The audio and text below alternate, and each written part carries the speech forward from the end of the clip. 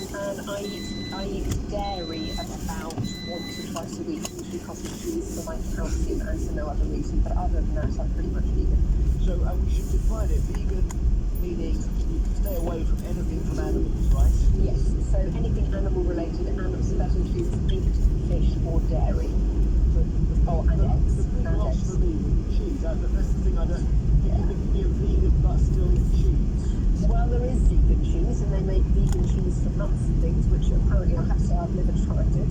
And I think I'd probably find that harder than anything else as well, although I try very hard not to have it in the house because I eat it if it's there. When I read out the introduction there, I surmised myself by saying that you are more likely to suffer bone fractures if you're a vegan. Now, is that true? I think it is. There is some evidence that suggests it, and we think it may be linked to low levels of calcium. Now, you can get calcium from green leafy vegetables, but not enormous amounts. And of course, you can get it from fortified vegan foods like fortified soya, rice, and oat drinks. You can get it from calcium-set tofu. You can get it from sesame seeds, which means you can get it from tahini, of course, which you use for reverse and evolution, things like that. But you can get it from bread because in shop-bought bread, calcium is added by law. Okay. If you are on a diet where you are missing out, I would have thought the simplest thing is just to take a vitamin pill in the morning, or does the body not work like that? We're not absolutely certain about calcium in particular. Interestingly, there were some studies a couple of years ago which suggested that for people who had already had a high intake of calcium in their diet, so that's not vegans here, but adding a calcium supplement might conceivably increase your risk of heart disease. That was mostly women after the menopause. So it made us as GPs start rethinking quite how regularly we were recommending calcium and vitamin D supplements. But yeah, I mean, you can. I think if you're not getting calcium from any other area, you might find vitamin B12, iron, omega-3s can be a little bit difficult, iodine, and of course vitamin D, my favourite.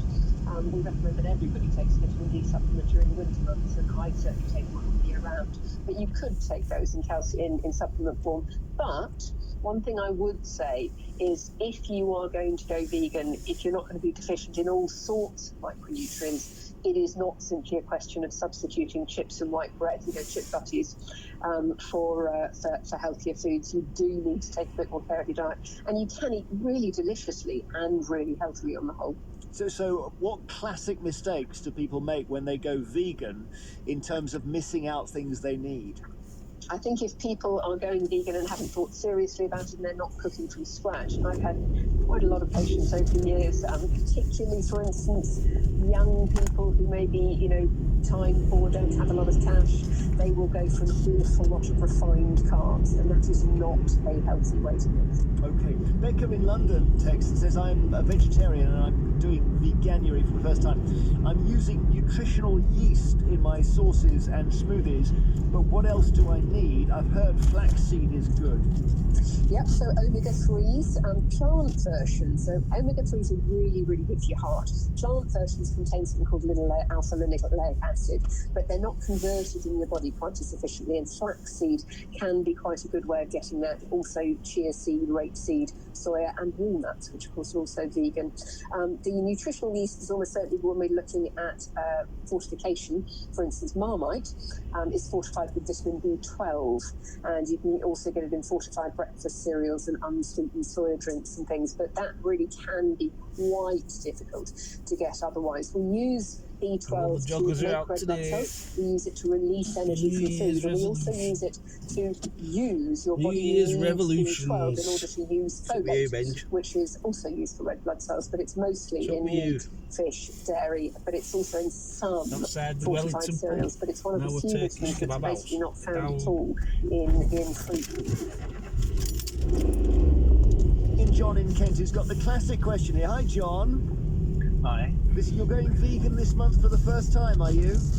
Yeah, so I do know a bit about being a healthy vegan, because I after my friend showed me This is the food makers of film the about Sean Dyche pub. the bread to put on weight, The one after the turf. What this used to be called Princess Royal, but now it's called the Royal Dyche. This is where it is. Just under the culvert, that's I suppose now. Falcon cereals.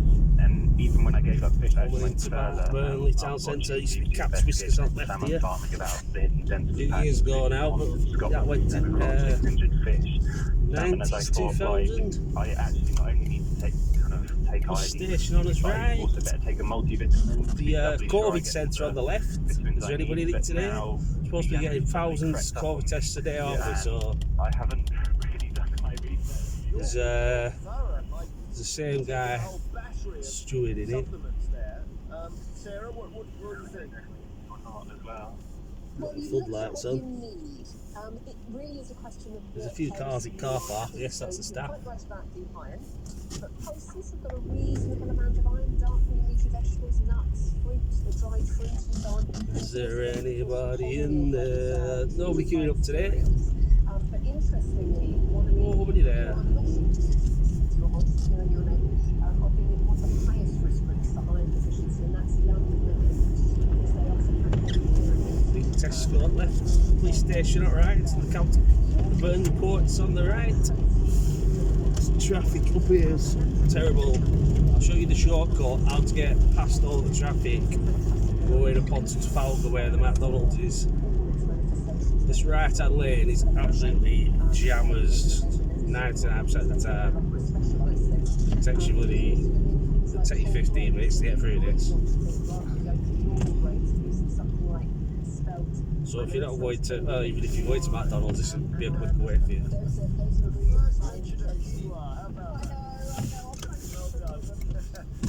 Some people sneak in here on the right, but you're looking for a beating if you do that. We've got the cinemas on the left and the Burger King drive-through, which there's nobody ever there. So if you see the queue at McDonald's, go to Burnley King drive-through, it's always empty. I think they put it in the wrong place. So to get past all that traffic, turn right here. I think this is Piccadilly Road, I think this is. If I remember rightly. Oh, it's stuck in the lane. Yeah, Piccadilly Road. Won't park around here, they'll have your wheels off like that. It's a good shortcut. A bit cobbly, but a good shortcut.